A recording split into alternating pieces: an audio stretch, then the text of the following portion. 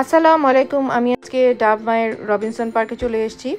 মূলত এটা একটি পার্ক এবং এই পার্কে নানান ধরনের গোলাপ ফুল আছে। এটা একটা গোলাপের বাগান, বিশাল বড় গোলাপের বাগান।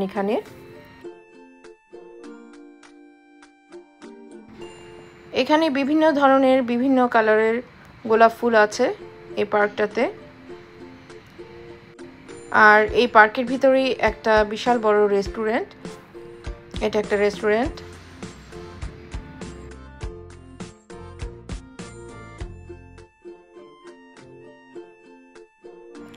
এই পার্কে মানুষ সকাল এবং বিকালবেলা হাঁটতে আসে, কিছুটা সময় কাটাতে আসে।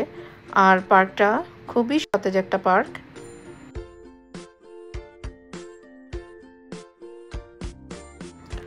গোলাপের বাগানটা খুব সুন্দর করে সাজানো ছিল, আর যেখানে যাচ্ছিলাম সেখানেই শুধু ফুল আর ফুল। এত ফুল এত সুন্দর করে সাজানো যে খুব ভালো লাগছিল।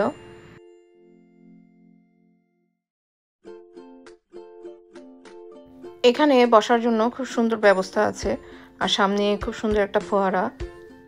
পরিবেশটাই আসলে অন্যরকম ছিল।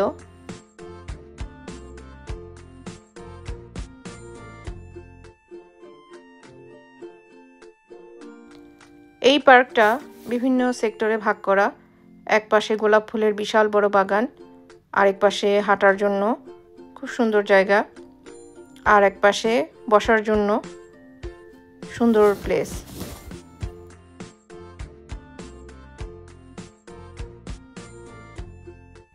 এই পার্কটার এখান দিয়ে গেলে সামনে খুব সুন্দর একটা পুকুর আছে, আর আশেপাশে তো ফুল আছেই।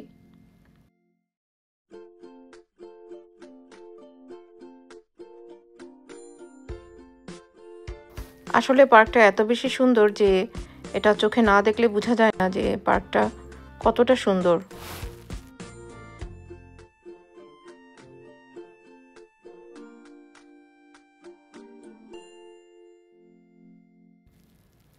এই যে চলে আসছি বিশাল বড় গোলাপের বাগানে। এখানে নানান ধরনের গোলাপ ছিল, নানান ধরনের কালারের গোলাপ, পিঙ্ক, ইয়েলো, রেড, নানান ধরনের।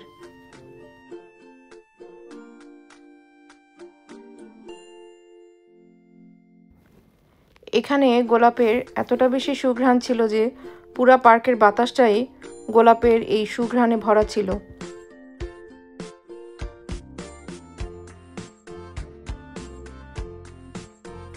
আমি যেখান দিয়ে হাঁটছিলাম সেখান দিয়ে শুধু গোলাপের এই সুঘ্রাণ পাচ্ছিলাম। মনে হচ্ছিল যেন কেউ গোলাপের পারফিউম স্প্রে করে গেছে পুরা পার্কটার মধ্যে।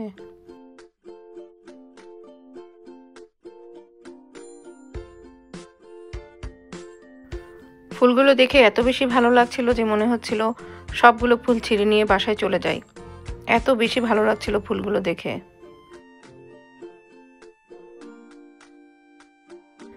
এই পার্কটা আমার কাছে এত বেশি ভালো লেগেছে যে এখানে হাঁটার সময় গোলাপ ফুলের যেই ঘ্রাণগুলো আসছিল তাতে আসলে অন্যরকম একটা ভালো লাগা কাজ করছিল।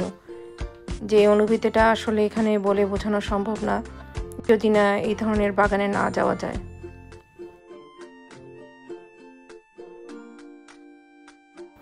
দেখেন কত সুন্দর সুন্দর, কত কালারের গোলাপ ফুল। তো আজকে এই পর্যন্ত।